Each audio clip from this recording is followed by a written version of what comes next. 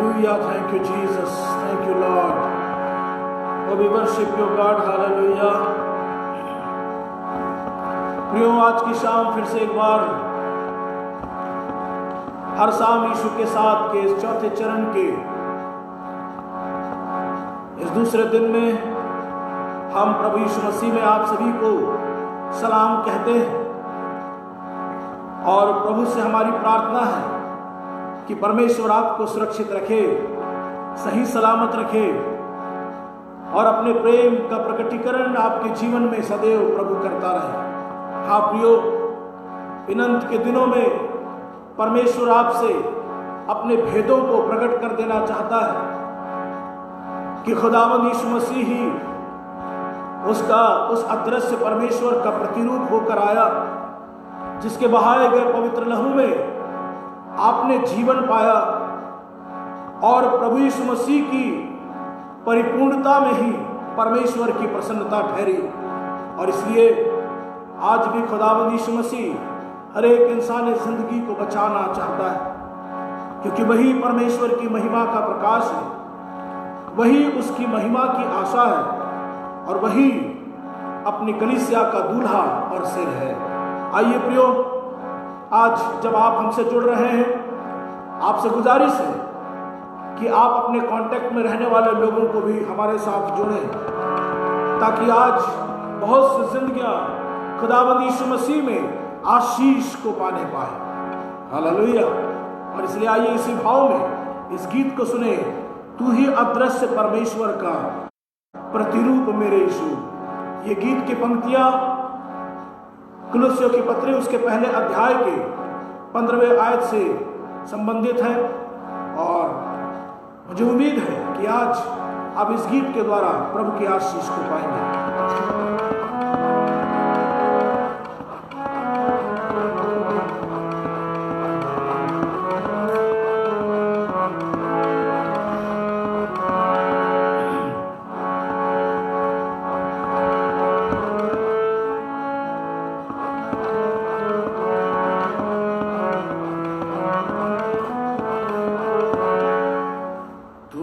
अदृश्य परमेश्वर का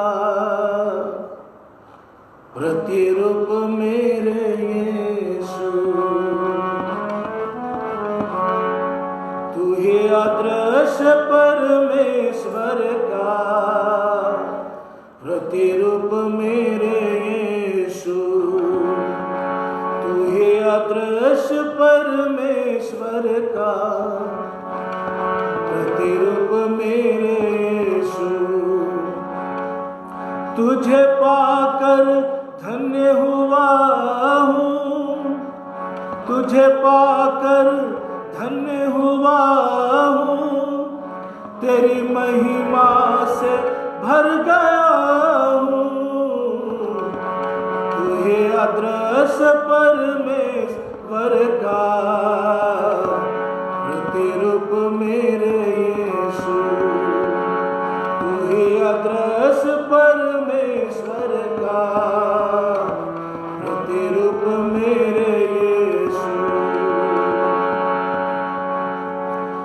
उसकी महिमा का प्रकाश है यीशु, उसके तत्व की छाप है यीशु, उसकी महिमा का प्रकाश है यीशु, उसके तत्व की छाप है यीशु।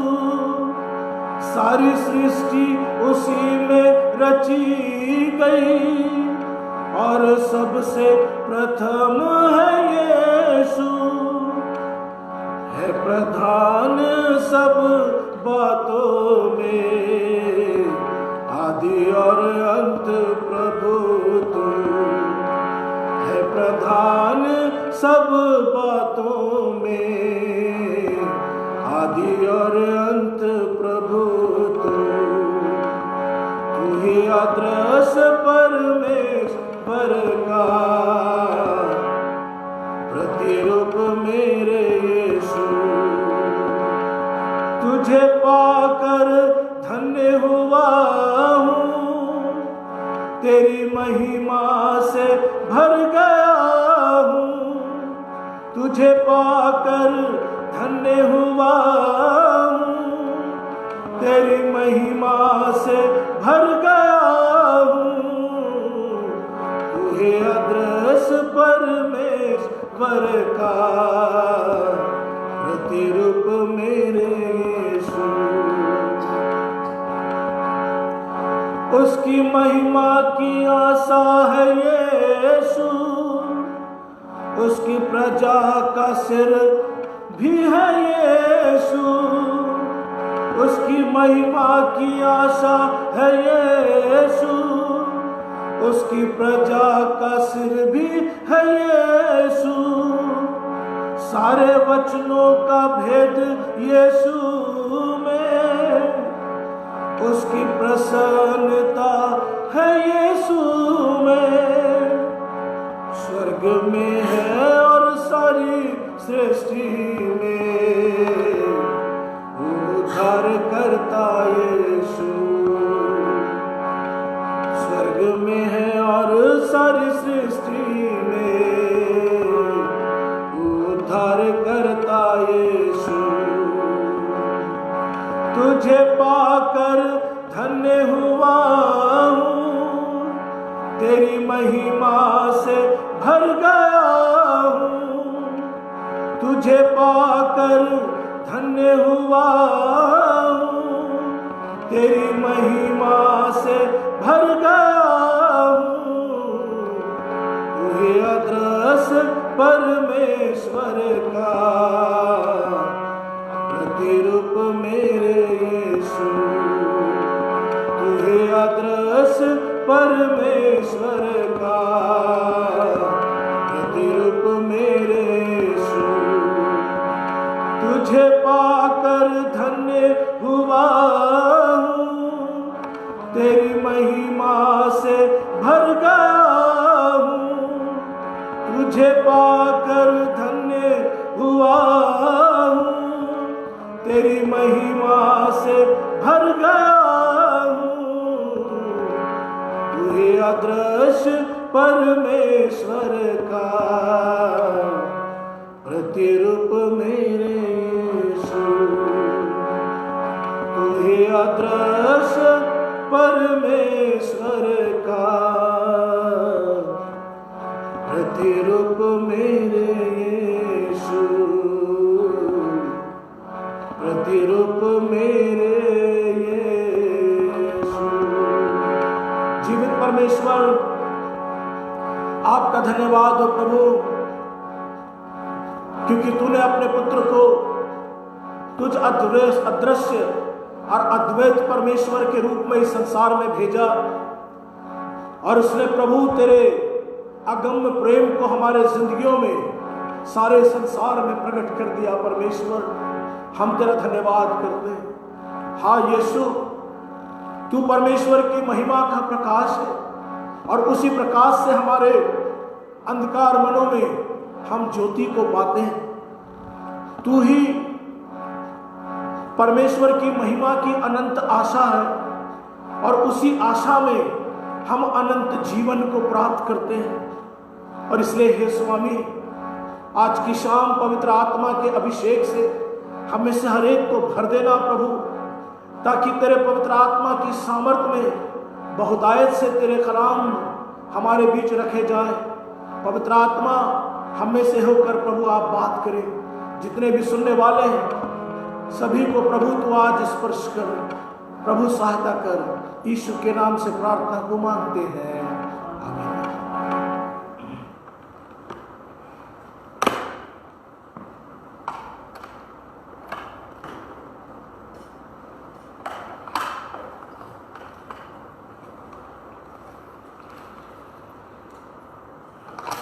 प्रभु यीशु मसीह में आप सभी को हम बहुत सारी शुभकामना और बधाई देते हैं प्रियो। बधाई और शुभकामना इसलिए क्योंकि परमेश्वर ने आपकी जिंदगी में बहुत सारे काम किए। हालेलुया। और धन्यवाद उस महान परमेश्वर का जिसने आप सभी को अपने राज और अपने महिमा में बुलाहट दी है। धन्यवाद उस खुदाबंद का जिसने आपसे बेइंतहा प्यार किया है। आज की शाम प्रियो, हर शाम यीशु के साथ इस आध्यात्मिक संगति में एक महत्वपूर्ण विषय पर हम आप सभी के साथ आत्मचिंतन करने जा रहे हैं।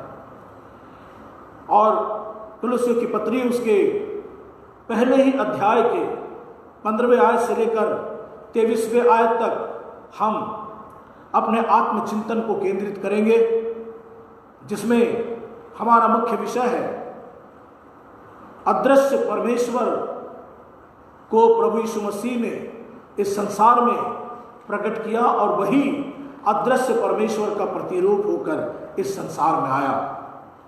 मसीह यीशु की श्रेष्ठता और उसके कार्यों का वर्णन 15 से लेकर 23वें आयत में हमको देखने को मिलता है।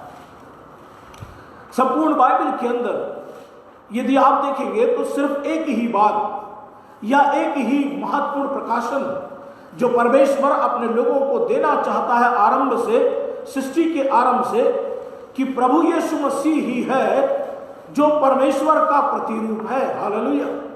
प्रभु यीशु मसीह है जो परमेश्वर का प्रतिरूप है। प्रभु यीशु मसीह है जो सृष्टि का निर्माण करता है। प्रभु यीशु मसीह है जिसमें मनुष्यों का जीवन और मनुष्यों की ज्योति, और उसी के द्वारा इस पृथ्वी में सारे संसार के लोग उद्धार और जीवन और बहुतायत का जीवन प्राप्त करते हैं।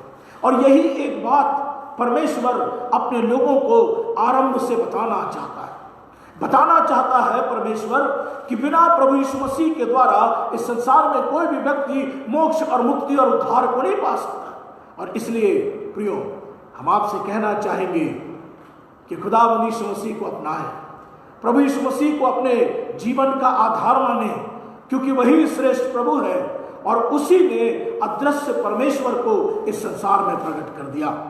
प्रियो, कल हमने परमेश्वर की इच्छा के अनुसार मसीह यीशु की पहचान के बारे में, जिसमें हम सबको परिपूर्ण होते जाने के लिए हमने कल आत्मचिंतन किया था और उस मिरास के बारे में देखा था। अर्थात वो मिरास जो जहां पर ज्योति है, जहां पर उजियाला है, जो अनंत मिरास है, वहां पर सूर्य और चंद्रमा का कोई भी काम नहीं। और वो मिरास जो पवित्र लोगों के लिए ठहराया गया, उस मिरास को परमेश्वर ने हम सबको देने का वायदा करके अपने पुत्र के बलिदान के द्वारा हमारे लिए उस मिरास को सुरक्षित कर दिया। और इसलिए हम सब के लिए ये आवश्यक हो जाता कि हम सब तमाम प्रकार के उन निर्देशों का पालन करें जो परमेश्वर के अनुरूप, उसके वचन के अनुसार हमारे लिए प्रभु ने ठहराया है। और कल हमने कुलुस्सियों के पहले अध्याय के 14वें आयत तक इस बात पर हमने आत्मचिंतन किया था। आज उस अदृश्य परमेश्वर को खुदावंद यीशु मसीह ने कैसे प्रकट किया और प्रभु यीशु मसीह है कौन, प्रभु यीशु मसीह को परमेश्वर ने कैसे इस संसार में अपना स्वरूप बनाकर भेजा या अपने प्रतिरूप में ठहराकर उसके ऊपर उसने क्या क्या ठहराई या क्या अधिकार दिए, इस बात पर आज हम चिंतन करेंगे। प्रियो, परमेश्वर को कभी किसी ने नहीं देखा, बाइबल बताती है। और मूसा के लिए जब अवसर आया तो मूसा ने परमेश्वर को नहीं देखा, सिर्फ परमेश्वर का जो पीठ था, मूसा उस हिस्से को देख पाया जो परमेश्वर उसे दिखाना चाहता था, जो परमेश्वर उसे दिखाना चाहता था, जो परमेश्वर की मर्जी थी, सिर्फ उतना हिस्सा मूसा ने परमेश्वर का देखा। लेकिन उन दिनों में परमेश्वर की उपस्थिति का एहसास उसकी प्रजा के लोगों को परमेश्वर कराता रहा। कभी वो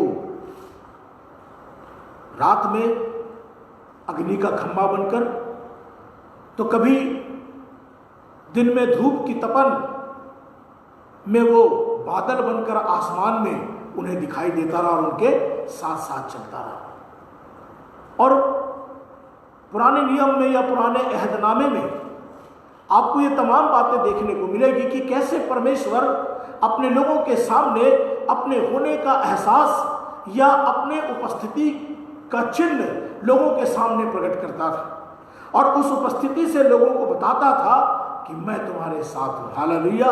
लोगों को बताता था कि मैं तुम्हारे साथ साथ हूं, और परमेश्वर उनके साथ साथ बना रहकर उनके साथ साथ चलता रहा। लेकिन फिर भी परमेश्वर उनके मानवीय आंखों से अदृश्य था। प्रिय मित्रों, लेकिन आज से 2000 साल पहले परमेश्वर ने अपने अदृश्य स्वरूप को, अपने विराट स्वरूप को, अपने विशाल स्वरूप को, अपने तरस से भरे हुए स्वरूप को, अपने प्रेमी स्वरूप को, अपने करुणामय स्वरूप को उसने इस पृथ्वी में सारे संसार के लोगों के लिए प्रकट कर दिया। हालेलुया। वो कितना अच्छा, भला और कितना महान परमेश्वर है प्रियो, जिसने अपने अदृश्य स्वरूप को आज से 2000 साल पहले खुदाबंद यीशु मसीह के रूप में या अपने बेटे के रूप में उसने इस पृथ्वी में प्रकट कर दिया। और यशायाह नबी की किताब उसके 9वें अध्याय में, उसके 11वें अध्याय में, उसके 7वें अध्याय में उसने इस बात को प्रकट कर दिया भविष्यवक्ताओं के माध्यम से कि वह अदृश्य परमेश्वर जो इस संसार में प्रकट होगा वो कैसे होगा, अदृश्य परमेश्वर कैसा है, इस बात का प्रकटीकरण खुदाबंद यीशु मसीह के इस संसार में भेजे जाने के द्वारा उसने प्रकट कर दिया। और स्वर्गदूत ने मरियम से कहा कि तुम्हें एक पुत्र दिया जाएगा और प्रभुता उसके कांधे पर होगी और पराक्रम उसके हाथ पर होगा, और उसकी शांति का राज्य कभी भी अंत नहीं होगा, और उसके हाथों में शांति होगी, और वही सब लोगों के पापों से उन्हें छुड़ाएगा, उन्हें बचाएगा और उन्हें अनंत जीवन प्रदान करेगा। हालेलुया। प्रियो, परमेश्वर ने अपने अदृश्य स्वरूप को इस संसार में प्रकट कर दिया। वो कितना महान और भला परमेश्वर है, इसकी कल्पना आप और मैं कभी नहीं कर सकते प्रियो, कि वह तो परमेश्वर होने के बावजूद भी, परमेश्वर होने के बावजूद भी उसने अपने आप को शून्य कर दिया, और एक छोटे से मानव शरीर में वो विराट और विशाल परमेश्वर उसने अपने आप को समाहित करके बेटे के रूप में जगत में आ गया। हालेलुया। अदृश्य परमेश्वर का प्रतिरूप और सारी सृष्टि में खुदाबंद यीशु मसीह पहला ठहरा।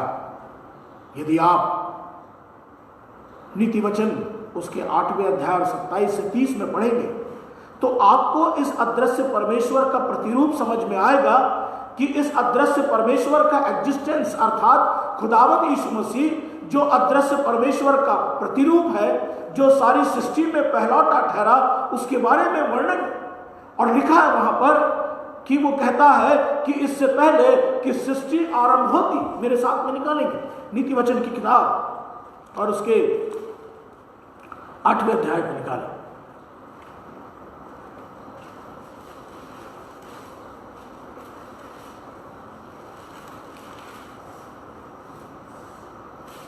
नीति वचन 8 उसके 22वें आयत से हम देखेंगे तो लिखा है कि यहोवा ने मुझे काम करने के आरंभ में वरन अपने प्राचीन काल के कामों से भी पहले उत्पन्न किया। हालेलुया।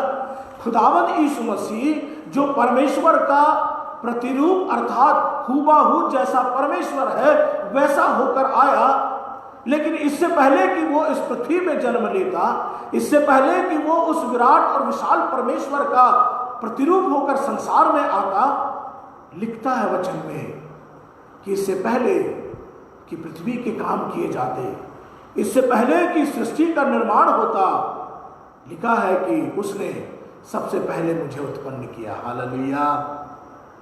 उसने सबसे पहले प्रभु यीशु मसीह को उत्पन्न किया।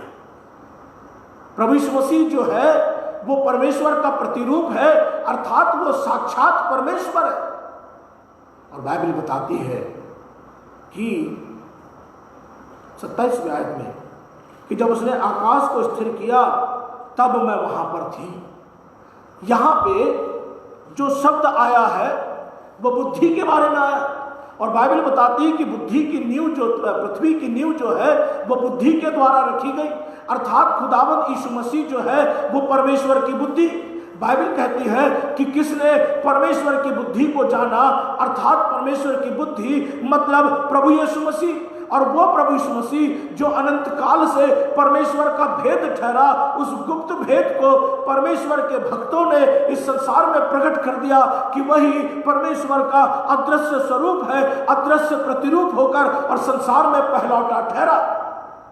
उससे पहले कोई भी संसार में पहलौठा नहीं ठहरा, हर एक बात में वो पहलौठा ठहरा। पुनरुत्थित होने में और सृष्टि के निर्माण में प्रभु यीशु मसीह पहलौठा ठहरा। और जब सृष्टि का निर्माण हो रहा था तब वहां पर लिखा है उत्पत्ति की किताब में कि आओ हम मनुष्य को अपने स्वरूप और समानता में बना ले। कहने का मतलब यह है कि खुदावंद यीशु मसीह, पवित्र आत्मा और परमेश्वर, ये त्रिएक सामर्थ उस समय वहां पर एग्जिस्टेंस में थे। और वही अदृश्य परमेश्वर प्रभु यीशु मसीह में अपना प्रतिरूप लेकर इस पृथ्वी में प्रकट हो गया। प्रिय मित्रों, मेरे और आपके लिए कितने आनंद की बात है कि हमारे लिए परमेश्वर इस संसार में मनुष्य होकर आया। और जब वो आया तो बाइबल बताती है 16वें आयत में कि उसी में सारी वस्तुओं की सृष्टि हुई, स्वर्ग की हो, पृथ्वी की हो, देखी अनदेखी, और सिंहासन, क्या प्रभुताएं, क्या प्रधानताएं, क्या अधिकार, सारी वस्तुएं उसी के द्वारा और उसी के लिए सिरजी भी गई। न केवल प्रभु यीशु मसीह परमेश्वर का अदृश्य प्रतिरूप, परमेश्वर का प्रतिरूप होकर आया, अदृश्य परमेश्वर का, लेकिन बाइबल बताती है कि वही सारी सृष्टि का निर्माण करता या सृष्टिकर्ता ठहरा।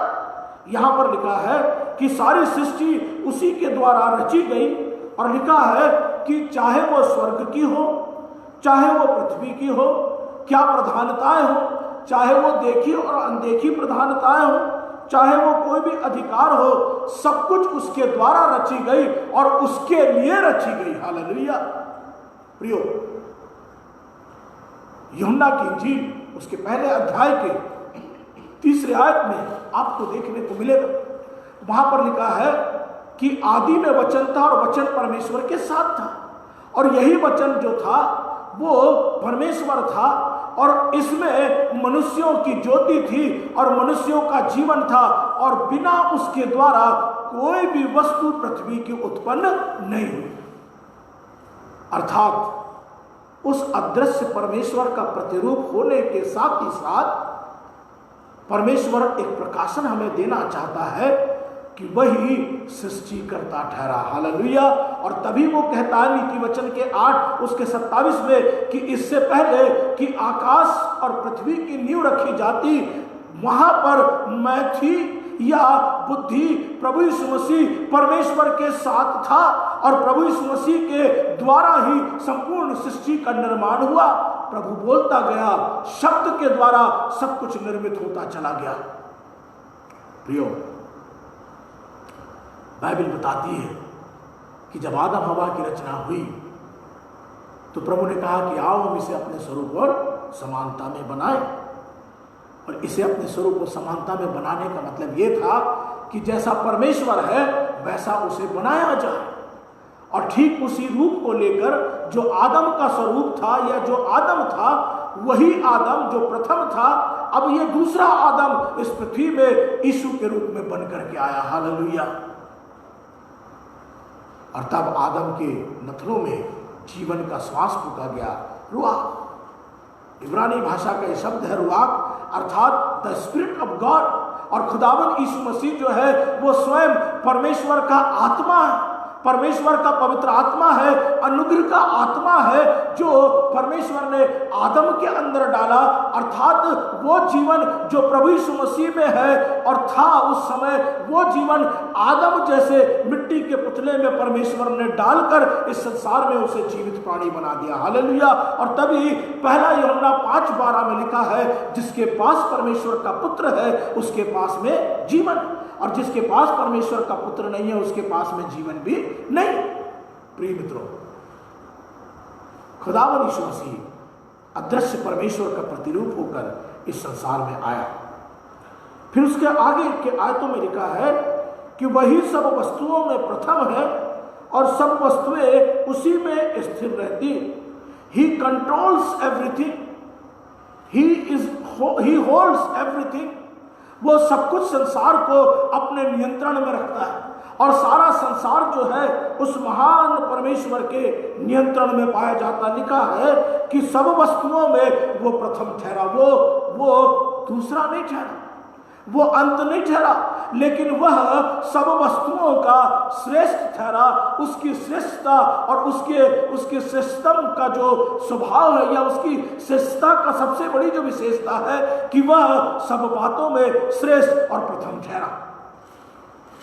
लिखा है और सब वस्तुएं उसी में स्थिर पाई जाती है। वो चाहे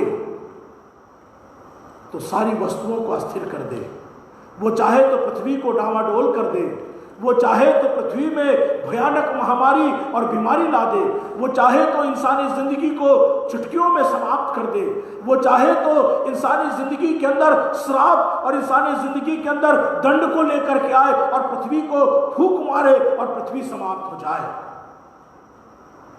लिखा है कि जब वो आएगा तो अपनी फूंक से उस पाप के पुरुष और विनाश के पुत्र को भस्म कर देगा।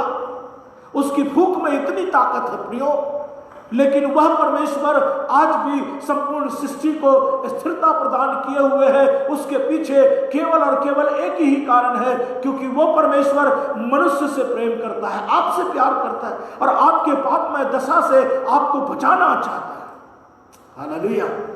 और इसलिए वो महान परमेश्वर जिसके बारे में पौलुस फिलिपियों की पत्री में लिखता है कि वह तो परमेश्वर के तुल्य होने के बावजूद भी उसने अपने आप को परमेश्वर के स्वरूप नहीं समझा और दास का स्वरूप धारण कर लिया। हालेलुया। उस महान परमेश्वर की महिमा होने पाए तो प्रियो, उस महान प्रभु को हम सारा आदर देते हैं, सारा जलाल देते हैं कि वो परमेश्वर के स्वरूप होने के बावजूद भी उसने अपने आप को परमेश्वर के तुल्य नहीं जाना, दास का स्वरूप धारण कर लिया, यहां तक अपने आप को शून्य कर लिया कि उसने क्रूस की मृत्यु भी सह ली। और क्रूस की मृत्यु इसलिए ताकि परमेश्वर की उस महान योजना को जो मनुष्य और परमेश्वर के बीच सहभागिता की, मेल मिलाप की, छुटकारे की और अनंत जीवन की थी, उसको परमेश्वर का पुत्र पूरा कर सके। हालेलुया। और इसलिए वो संपूर्ण सृष्टि में प्रथम ठहरा, सब वस्तुओं में प्रथम ठहर कर उसने सब वस्तुओं को अपने नियंत्रण में रख लिया। शैतान उसके नियंत्रण से किसी भी वस्तु को छुड़ा नहीं सकता है, आपको भी नहीं छुड़ा सकता है, लेकिन सिर्फ परमेश्वर चाहता है कि आप पाप में दशा से हटकर उस महान परमेश्वर के, उस महान प्रभु के हाथों में अपने जीवन का समर्पण कर दें। और यदि समर्पण नहीं कर रहे तो याद रखिए प्रियो, अंत का समय बहुत निकट है, आपको इसका लेखा देना होगा।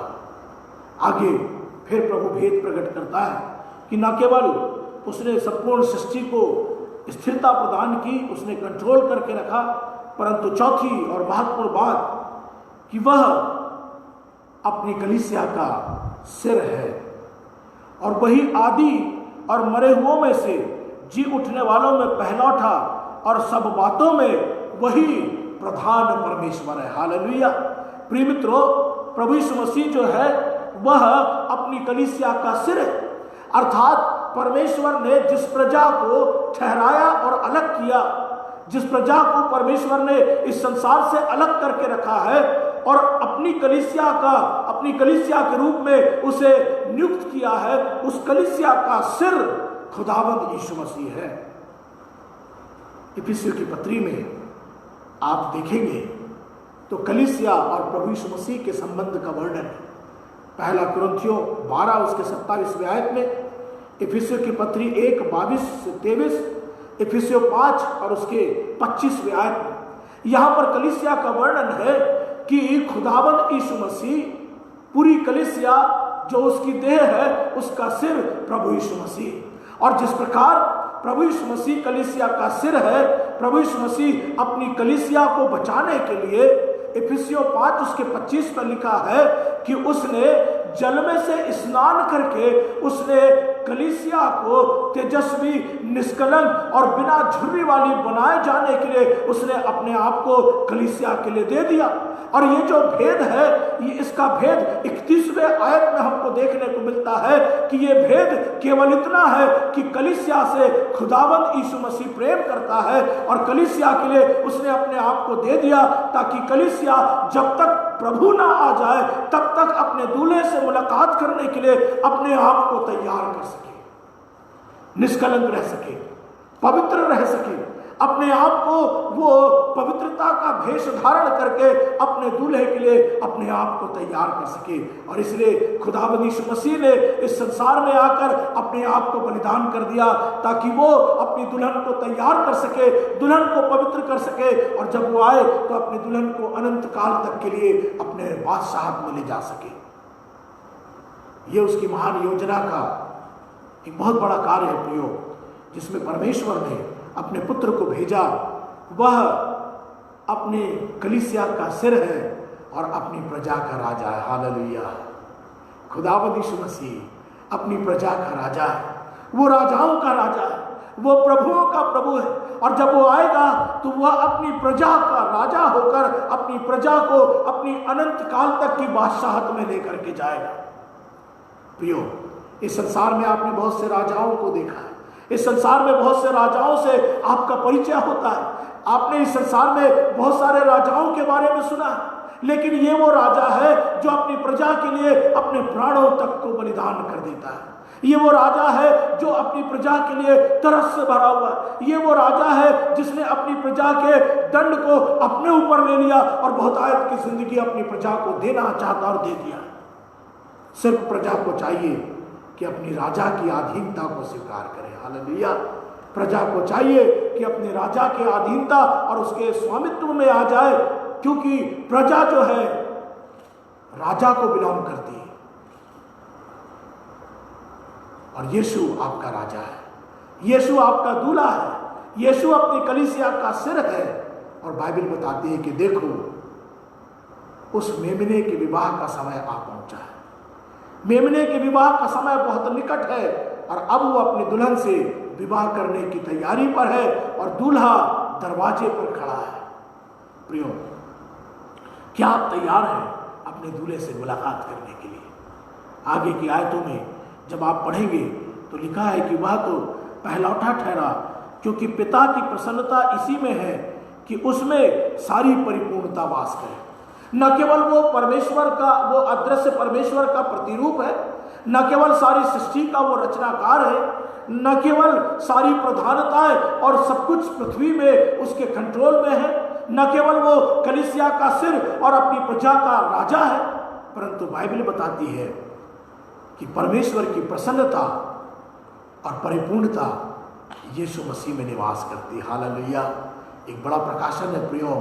प्रभु चाहेगा तो केवल इसी आयत पर हम प्रभु के अभिषेक में कभी बात करेंगे, लेकिन आज मैं सिर्फ आपको ये कहना चाहता हूं कि यीशु मसीह परमेश्वर की प्रसन्नता है और उसकी प्रसन्नता, परमेश्वर की प्रसन्नता यीशु में तब है जब परमेश्वर प्रभु यीशु मसीह में सारी परिपूर्णता वास करती है, अर्थात सारी प्रधानताएं, सारा अधिकार, सब कुछ और सारी श्रेष्ठता खुदावंद यीशु मसीह में जब है, और यही परमेश्वर की प्रसन्नता और परिपूर्णता है। और खुदावंद यीशु मसीह के द्वारा ही परमेश्वर का प्रतिरूप प्रकट हो गया कि वही सर्वश्रेष्ठ परमेश्वर है। हालेलुया। वही सबसे महान प्रभु है, वही अगम्य ज्योति में रहने वाला परमेश्वर है, वही करुणा निधान और विलंब से कोप करने वाला परमेश्वर है, वही क्षमाशील परमेश्वर है, वही धीरजवंत परमेश्वर है, वही सृष्टि का निर्माण करता है और सारी परिपूर्णता यीशु के द्वारा इस संसार में परमेश्वर के लिए प्रकट हो गई। प्रियो, आपको ऐसा नहीं लगता कि आपको इस महान परमेश्वर को धन्यवाद देना चाहिए? इस महान परमेश्वर के लिए आपको नतमस्तक होकर अपने जीवन का समर्पण कर देना चाहिए कि आपके पास में इतना प्यारा और इतना श्रेष्ठ परमेश्वर है जो आपके जीवन से प्रभु यीशु मसीह में आपको सब कुछ प्रदान कर देता है।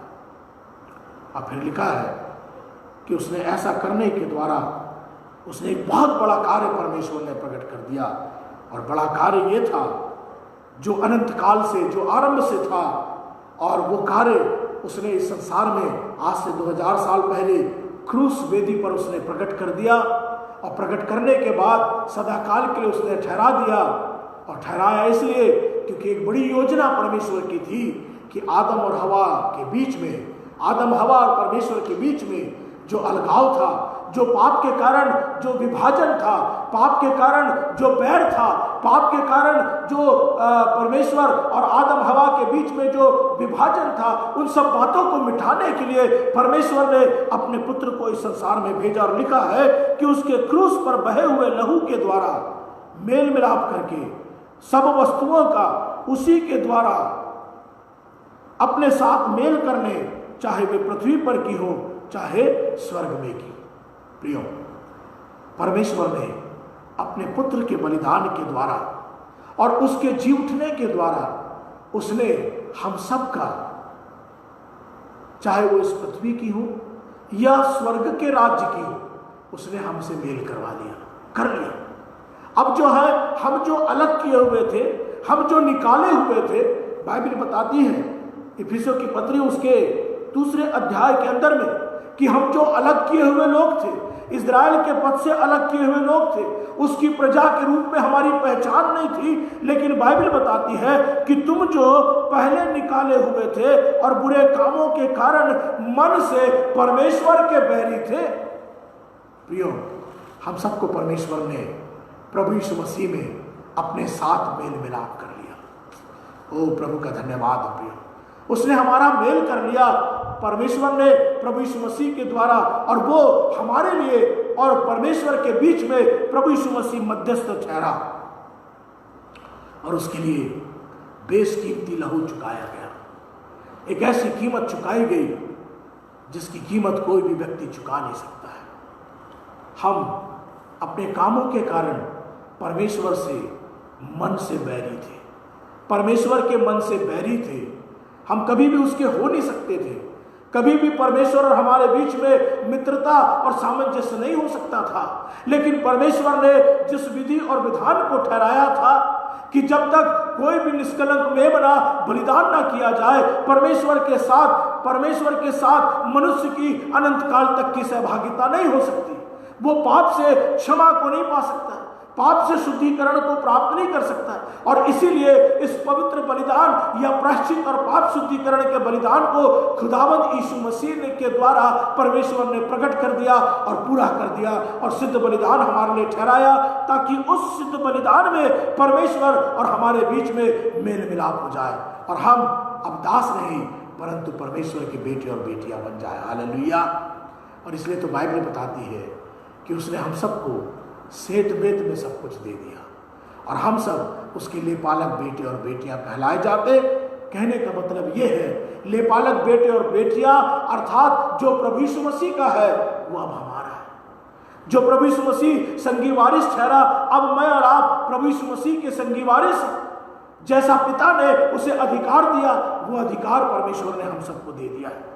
और लिखा है कि उसने ऐसा करने के द्वारा उसकी शारीरिक देह में मृत्यु के द्वारा तुम्हारा भी मेल कर लिया, ताकि तुम्हें अपने सन्मुख पवित्र और निष्कलंक और निर्दोष बनाकर उपस्थित करें। उस महान परमेश्वर की महिमा होने पाए प्रियो कि उसने यीशु को शारीरिक देह में मृत्यु देकर उसने हम सबको अपने साथ मेल करवा लिया और हम सबको पवित्र, निष्कलंक और निर्दोष बनाकर अपने सन्मुख उपस्थित किए जाने के लिए उसने अपने बेटे की कुर्बानी दी।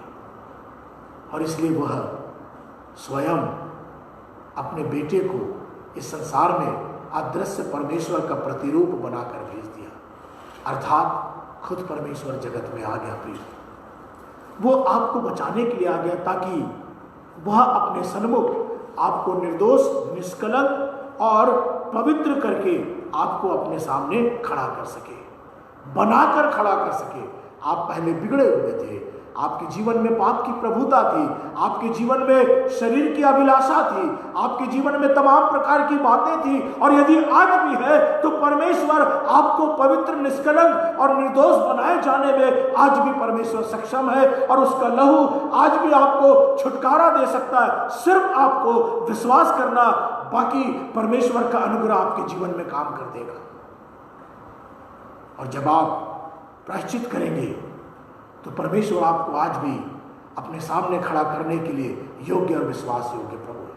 न केवल आज, लेकिन जब वो आएगा तो आप उसके सामने निष्कलंक हो सकते हैं, उसके सामने निर्दोष हो सकते हैं, उसके सामने निष्कलंक ठहर सकते हैं।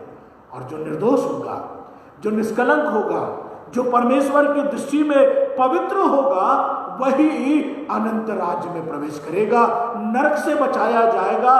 अनंत काल में जब पृथ्वी पिघलती जाएगी, पृथ्वी का विनाश उसे छू भी ना सकेगा, और वो उस नए यरूशलेम में अनंत काल के लिए परमेश्वर के साथ निवास करेगा। और इसलिए प्रभु का कलाम कहता है, यदि तुम विश्वास की नींव पर दृढ़ बने रहो, यदि तुम इन बातों को सुनकर विश्वास की नींव में दृढ़ बने रहो, लिखा है कि विश्वास की नींव पर दृढ़ बने रहो। जो बातें, जो सुसमाचार आपको सुनाई जा रही है, जो पाप क्षमा की या छुटकारे की बात आपको बताई जा रही है, और यदि उस पर आप विश्वास करते और विश्वास की नींव आपकी सुदृढ़ रहे, तो लिखा है, और तुम उस सुसमाचार की आशा को ना छोड़ो, तो निश्चित रूप से आप, जैसे पौलुस कहता है कि मैं भी सारी सृष्टि में आकाश के नीचे जो किया गया उसका मैं भी सेवक बना, और उसके आगे लिखा है कि तुम उस भेद को जान पाओगे और उसकी महिमा की अनंत आशा को प्राप्त करने पाओगे। महिमा की अनंत आशा, ये कल का हमारा विषय है, लेकिन प्रियो, आज के विषय में 23वीं आयत में हमें विश्वास की नींव पर स्थिर और दृढ़ रहने की आवश्यकता है कि जो सुसमाचार हमें सुनाया गया वो झूठा सुसमाचार नहीं है। जो सुसमाचार हमें सुनाया गया वो सच्चा और अच्छा सुसमाचार है, और उस सुसमाचार पर आप विश्वास करें। परमेश्वर जो अदृश्य था, मसीह यीशु के द्वारा प्रकट कर दिया गया। मसीह यीशु सारी सृष्टि का निर्माण करता ठहरा, उसी के द्वारा संपूर्ण सृष्टि की रचना हुई। सारा अधिकार खुदावंद यीशु मसीह के हाथों पर है। सारी प्रधानता, सारी श्रेष्ठता और सारा अधिकार, चाहे वो देखी हो अनदेखी हो, सारा सिंहासन प्रभु यीशु मसीह के अधिकार में पाया जाता, और इस पृथ्वी की सब वस्तुओं में वो प्रथम ठहरा, और पृथ्वी को प्रभु यीशु मसीह ने स्थिर किया। जब वो स्थिर कर सकता है तो उसे अस्थिर भी कर सकता है। आपको बचाने के लिए परमेश्वर ने अपने बेटे को भेजा, ताकि उसके लहू के द्वारा आपका छुटकारा हो, और वो मेल मिलाप जो परमेश्वर आपके बीच में नहीं था, वो मेल मिलाप आपके और परमेश्वर के बीच में हुए और हुआ। और प्रिय मित्रों, प्रभु कहता है कि उसने शारीरिक देह में उसे मृत्यु देकर आपके लिए आपको निष्कलंक, निर्दोष और पवित्र ठहराया, ताकि अंत के समय आप प्रभु के सामने ठहर सके, उपस्थित हो सके। परमेश्वर आज की शाम आप सभी को आशीष दे। यदि जीवन में आपको ऐसा लगता है कि आपने उस अदृश्य परमेश्वर के प्रतिरूप यीशु को स्वीकार नहीं किया, टाइम इज नाउ।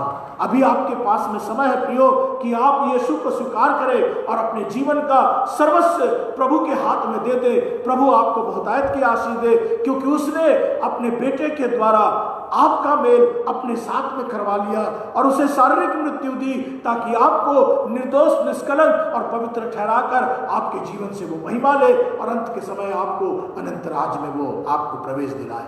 प्रभु आपको आशीष दे। आइए मनों को फिराएं और अपने जीवन का समर्पण प्रभु को करें। Thank you Jesus, thank you Lord, hallelujah. जीवित अनुग्रहकारी परमेश्वर, आपका धन्यवाद करते हैं प्रभु आज की शाम खुदावंद यीशु मसीह के लिए, जिसे तूने अपने अदृश्य रूप को इस संसार में प्रकट करने के लिए भेजा कि तू प्रेमी है, तू इस पृथ्वी का रचनाकार है। तूने सारी प्रधानताएं, सारा अधिकार और संपूर्ण जो श्रेष्ठता है तूने यीशु में डालकर इस संसार में भेजा, ताकि उसके द्वारा हम संसार में जीवन और बहुतायत का जीवन पा सके। स्वामी, धन्यवाद करते हैं कि तूने मसीह यीशु के पवित्र बलिदान के द्वारा, उसके बहाए गए पवित्र लहू में तूने हमें अपने साथ मेल मिलाप करवा लिया। प्रभु, जो हम तुझसे दूर थे, जो हम निकाले गए थे, जो हम तेरी पहचान से दूर थे, यीशु मसीह में हमने तेरी पहचान को पाया।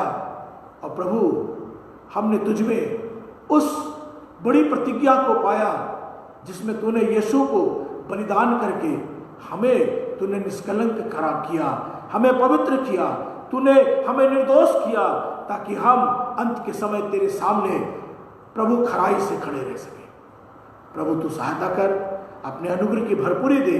आज यदि हमारे साथ इस सुनने वालों में से यदि कोई पाप की दशा में है, यीशु मसीह में उनके जीवन में अंधकार की हर एक ताकतें समाप्त होने पाए, दूर होने पाए, छुटकारा पाए और तुझ में जीवन और बहुतायत का जीवन प्रभु तेरे लोग पा सके। प्रभु, पाप अपराध की दशा से छुड़ा ले, क्योंकि पिता तेरा कलाम कहता है कि जो दोष रहित दोष युक्त जीवन में होगा वो कभी भी तुझे देखने ना पाएगा और तेरे राज्य में प्रवेश नहीं कर सकेगा। हर एक को आशीष दे, छुटकारा दे, यीशु मसीह के नाम से प्रार्थना को मांगते हैं, आमीन आमीन। आशीष पाएंगे। अब हमारे परमेश्वर पिता का प्रेम, उद्धारकर्ता प्रभु यीशु मसीह का अनुग्रह, परमेश्वर पवित्र आत्मा की शांति और सहभागिता हर एक सुनने वालों पर, हमारे इस छोटे झुंड पर और जगत के तमाम विश्वासियों पर अब से लेकर युगान युग तक बनी रहे, आमीन आमीन। आप सभी को जय मसीह की। प्रभु का धन्यवाद उपयोग कि आज की शाम आप हमारे साथ जुड़ पाए। कल की शाम फिर से एक बार एक महत्वपूर्ण विषय के साथ इसी कुलूसियों की पत्री में हम आपसे बात करेंगे। तब तक के लिए आप अपने आप को सावधान रखें, सुरक्षित रहें। प्रभु आपको बहुतायत की आशीष दे। शुभ रात्रि। जय मसीह की।